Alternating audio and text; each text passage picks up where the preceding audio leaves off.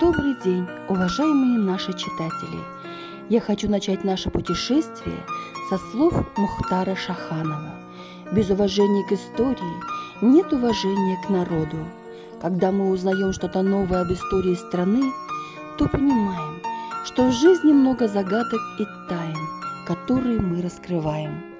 Тому доказательством являются памятники, священные места, древние города, архитектурные шедевры и выдающиеся личности Казахстана, которые внесли огромный вклад в развитие нашего государства.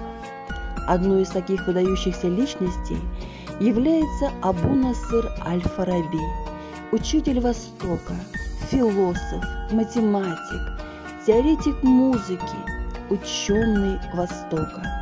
В этом году мы празднуем его 1150-летие со дня рождения. Вблизи богатого города Фараби, ныне Отрар, в месте, где Арысь впадает в Сырдарью, в 9-10 столетии находилось небольшое поселение – Васидж. В этом месте формировались два направления Великого Шелкового пути, которые вели в Европу. В этом селении в 870 году появился на свет аль-Фараби. Историки сошлись на том, что будущий ученый родился в турецкой семье. Неоспорим тот факт, что мальчик имел знатное происхождение. О знатности свидетельствует полное имя аль-Фараби.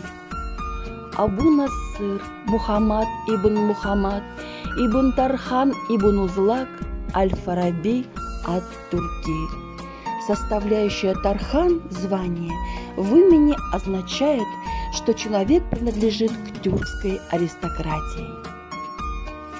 И жаждущим знаний, и стремился узнать как можно больше. Меня интересовало все: трактаты по астрономии и медицине, теории великих философов, основы психологии и педагогики, логики, права и музыки.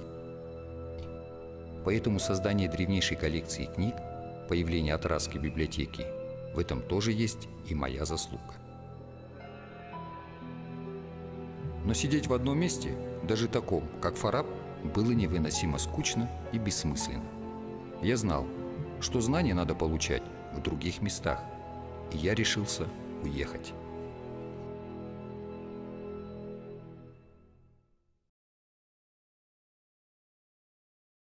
Аль-Фараби много путешествовал в Шаш, ныне Ташкент, и Самарканд, а позже в Бухару. Его привела жажда знаний. В этих городах молодой человек обучался и работал. Ученые предполагают, что мудрец имел востребованную специальность, был судьей, но увлечение наукой вынудило его забросить эту стезю. Существует предположение, что кто-то из знакомых доверил аль-Фараби сочинение Аристотеля. Тот увлекся размышлениями древнегреческого мыслителя и под впечатлением от них изменил свой жизненный путь. Приблизительно в возрасте 40 лет аль-Фараби попадает в Багдад, центр науки и искусств средневекового арабского мира. Сюда стекались поэты, философы и ораторы. Как ни удивительно, но ученый блестяще владел многими языками тюркской группы, а вот арабского не знал. В Багдаде ему предстояло выучить 2 языка, на котором говорили мудрецы Средневековья – древнегреческий и арабский. Всего же философ знал 70 наречий. Именно здесь, в Багдаде, ему был присвоен титул Муаллим-ас-Сана, второй учитель или учитель Востока. Огромен его вклад в науку. Он составил около 160 трудов, затрагивающих основу почти всех отраслей раннего Средневековья. Так Абу-Насыр постигал знания предков и писал новые книги, вкладывая в них всего себя, свои знания и разум. Таковыми были и есть его трактаты по математике, физике, астрономии. Он создал уникальную теорию музыки. Говорят, что во время скитаний у Аль-Фараби не доставало дирхема, чтобы купить на базаре горсть фиников или кусок ячменной лепешки.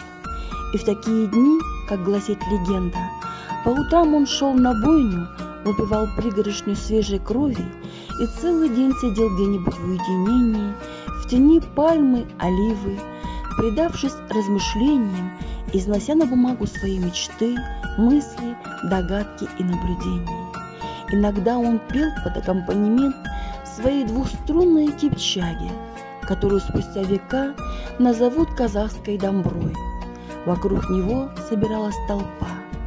Порой он вместе с учениками исчезал надолго из городской сутологии.